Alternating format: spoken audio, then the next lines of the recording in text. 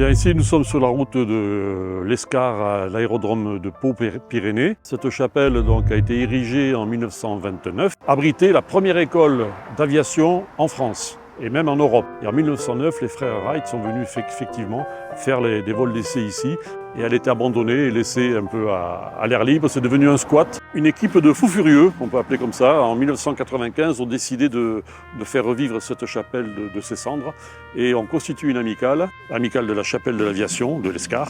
Depuis, donc, c'est devenu un lieu de mémoire, un lieu de vie et surtout, c'est un lieu ouvert au public qui demande qu'à faire vivre la mémoire aéronautique de l'aviation sur la plaine du Pont-Long. Donc c'est un lieu effectivement de vie et qui se visite tous les jeudis. Nous sommes 120 membres adhérents et à peu près un noyau dur d'une quinzaine de personnes qui fait vivre, entretient et embellit cette chapelle.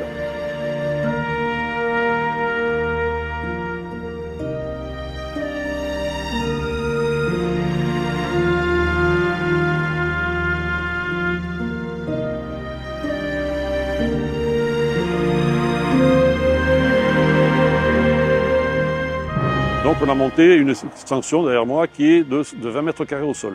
Et elle a pour but effectivement de rassembler toutes les archives en notre possession. Actuellement, nous avons réalisé le gros œuvre. Nous avons des difficultés à terminer le second œuvre et notamment par rapport aux conditions de stockage des archives.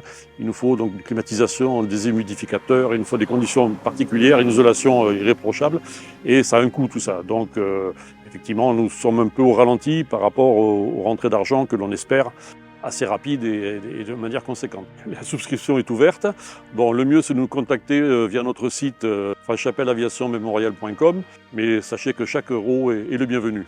Nous remercions à l'avance tous nos donateurs, ceux qui ont déjà donné, ceux qui vont donner. Le but final est donc effectivement d'accueillir et de faire vivre ces archives, de les ouvrir au public le plus possible, tout en conservant la mémoire de l'aviation, les origines de l'aviation dans la région et en France et en Europe en particulier.